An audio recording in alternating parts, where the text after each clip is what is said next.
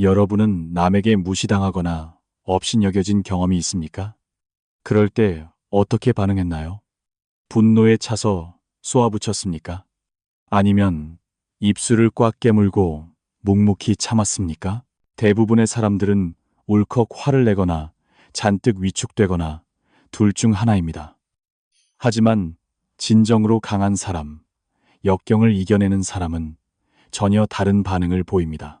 저는 강원도의 가난한 농가에서 태어났습니다. 학력은 고작 상업고등학교 졸업이 전부였죠. 야간 공업 전문학교를 나온 게 전부입니다. 15살 봄에 홀로 서울로 상경한 이후 제 인생은 그야말로 평생 무시당하며 살아온 세월이었습니다. 촌놈, 가방끈 짧은 놈, 벼락부자 등 온갖 꼬리표가 붙으며 수모를 겪었습니다. 하지만 저는 그럴 때마다 이상하게도 더 강해졌습니다. 왜일까요? 그건 바로 무시당했을 때의 5가지 원칙을 알고 있었기 때문입니다.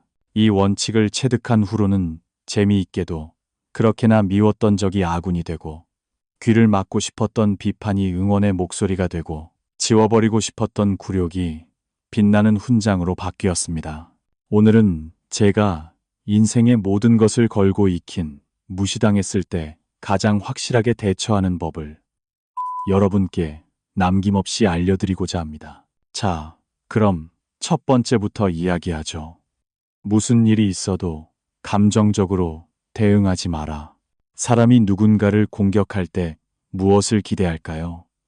화나게 만들고 울게 만들고 싶어 합니다. 그렇게 해서 우월감을 느끼고 싶은 거죠. 그런데 그런 상황에서 미소를 지으며 감사합니다라고 말하면 어떻게 될까요?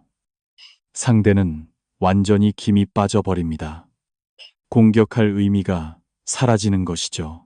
제가 진수건설을 막 창업했을 무렵 비가 새는 허름한 사무실에 시청 건설과장이 허가건으로 찾아왔습니다.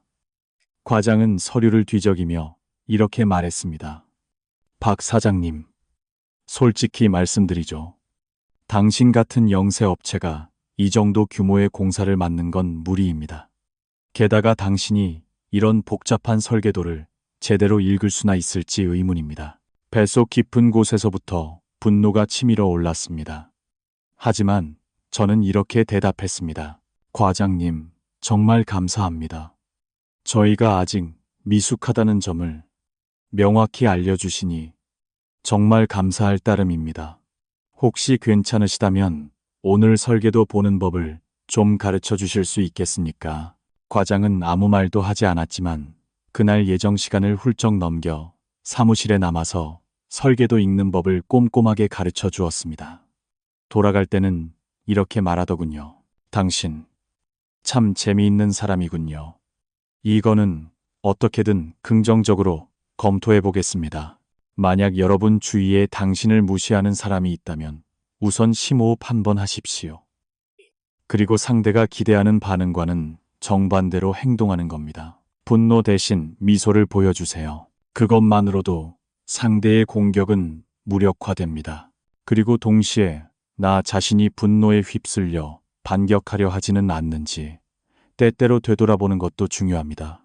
다음은 두 번째. 절대 상대의 판에 올라타지 마라. 나를 무시하는 상대의 가치관으로 승부하면 이쪽만 불리해질 뿐입니다. 그러니 싸움의 판 자체를 바꿔버리는 겁니다.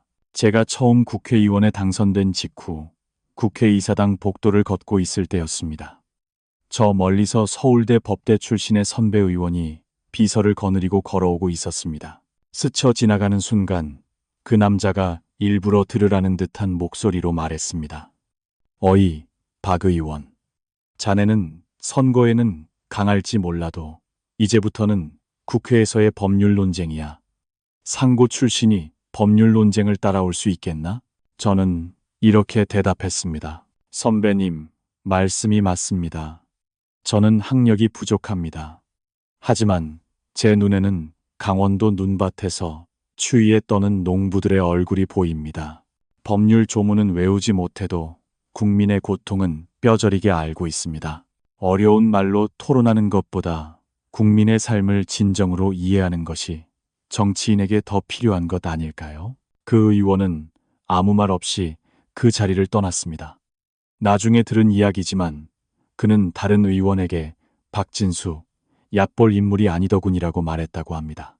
저는 학력이라는 씨름판이 아닌 현장 감각이라는 다른 씨름판에서 승부한 것입니다. 누군가에게 무시당할 때 상대가 정해놓은 링 위에서 싸울 필요는 전혀 없습니다. 학력으로 공격받으면 거기서 싸우지 말고 경험이나 진정성이라는 다른 장소로 끌고 가십시오. 그러면 상대의 공격은 헛스윙으로 끝날 겁니다.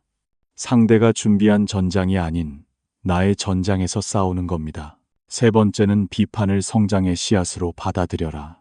상대의 지적은 나의 약점을 알려주는 귀중한 정보가 될 수 있습니다. 예전에 재정 문제를 논의하는 국무회의 자리였습니다. 제가 재정 투용자 계획에 대한 설명을 마치자 기획재정부 관료 출신 장관이 이렇게 말했습니다. 박 장관님, 이 전망은 너무 낙관적인 것 아닙니까? 장관님은 재정의 기초에 대해 어디까지 알고 계십니까? 저는 자료를 보며 최대한 냉정하게 반박했습니다. 하지만 마음속으로는 분함과 창피함에 가슴이 찢어질 것 같았습니다. 분명 저는 재정을 체계적으로 배운 적이 없었으니까요. 회의가 끝나자마자 저는 비서관을 불렀습니다. 오늘 밤부터 재정 스터디를 열 테니 젊은 관료 5명을 모아주게. 그날 밤부터 저의 맹렬한 공부가 시작되었습니다. 기재부의 젊은 인재들을 차례로 불러 밤늦게까지 재정 시스템에 대해 배웠습니다. 나는 배운 게 없어. 그러니 기초부터 가르쳐주게. 사양할 필요 없네. 3개월 후 다시 같은 주제가 국무회의 안건으로 올랐습니다. 이번에는 제가 그 누구보다 상세하게 설명했습니다. 회의가 끝난 뒤 그 장관이 다가왔습니다. 박 장관님, 정말 훌륭한 설명이었습니다. 저는 고개를 숙였습니다. 그때 장관님의 지적이 없었다면 여기까지 공부하지 못했을 겁니다. 감사했습니다. 누군가에게 약점을 지적당했을 때 그것을 그저 악담으로 흘려듣기는 쉽습니다. 하지만 거기에 조금이라도 진실이 담겨 있다면 그것은 성장하기 위한 귀중한 힌트가 됩니다. 자존심을 버리고 솔직하게 배우십시오. 고개를 숙여 가르침을 청하고 분함을 발판 삼아 남들보다 몇 배는 더 노력하십시오. 그것이 무시당했을 때 할 수 있는 최고의 반격입니다. 네 번째는 한 발 물러서서 상대를 오히려 돋보이게 하라. 이것으로 입장은 완전히 역전됩니다. 어느 당 회의 자리였습니다.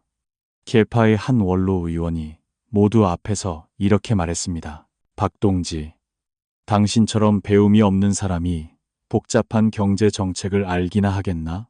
회의장에 웃음이 터져 나오려던 순간 저는 자리에서 일어나 정중하게 고개를 숙였습니다. 원로님, 방금 지적해 주신 말씀에 진심으로 감사드립니다. 지금 하신 말씀을 가르침으로 삼아 회의록에 남기도록 하겠습니다. 미숙한 저를 모두 앞에서 이끌어 주시니 참으로 감사한 일입니다. 원로는 아무 말 없이 자리에 다시 앉았습니다. 그 후 저는 배포 자료에 원로님의 지도에 따라 수정이라고 명기하고 감사 편지까지 보냈습니다. 그날 이후 그분은 다시는 공개적인 자리에서 저를 폄하하지 않았습니다. 제가 물러섬으로써 오히려 그 사람만 일방적으로 남을 공격한 모습으로 남게 되기 때문입니다. 사람에게 무시당했을 때 정면으로 맞서면 소모적인 싸움이 됩니다. 하지만 한 발 물러서서 받아넘기면 공격은 상대의 독단적인 행동으로 비치고 주위의 시선은 자연스럽게 이쪽으로 쏠립니다. 물러섬으로써 상대를 불리하게 만드는 것. 이것이 바로 역전의 비결입니다. 마지막 5번째, 엮이지 않음으로써 마음을 지켜라. 세상에는 안타깝게도 무한한 악의를 보내오는 자들도 있습니다. 한 번은 같은 계파의 젊은 의원이 제 험담을 퍼뜨리고 다닌다는 말을 들었습니다. 고급 한정식 집에서 술을 마시며 이렇게 말한다고 하더군요. 박진수는 배우지도 못한 주제에 잘난 척은 언젠가 그 가면이 벗겨질 거다. 처음에는 늘 하던 대로 대응하려 했습니다. 복도에서 마주쳤을 때 웃는 얼굴로 요즘 어떻게 지내나 라며 말을 걸었습니다. 하지만 다음 주에도 똑같은 험담을 하고 다닌다는 소식을 들었습니다. 그래서 이번에는 그를 식사 자리에 초대했습니다. 마음에 안 드는 게 있으면 말해달라고 말이죠. 하지만 그 다음 달에도 그는 뒤에서 똑같은 짓을 반복하고 있었습니다. 이런 인간은 어쩔 도리가 없습니다. 안타깝지만 포기하고 사람들에게 알렸습니다. 그 친구와는 최소한의 교류만 하도록 하게. 그의 험담은 여전했지만 제 마음은 평온했습니다. 싸울 필요 없는 상대와는 싸우지 않는다. 이 또한 훌륭한 강인함입니다. 마음이 지쳐있을 때는 절대 무리하지 마십시오. 도망치는 것도 거리를 두는 것도 자신을 지키기 위한 훌륭한 선택지입니다. 무엇보다 자기 자신을 지키는 것을 최우선으로 생각하십시오. 무시당했다고 해서 자신을 탓할 필요는 없습니다. 오늘 이야기한 것처럼 대처할지 아니면 거리를 둘지 냉정하게 판단하십시오. 그것이 여러분의 소중한 인생을 더욱 강하고 풍요롭게 만들기 위한 최고의 지혜라고 저는 믿습니다.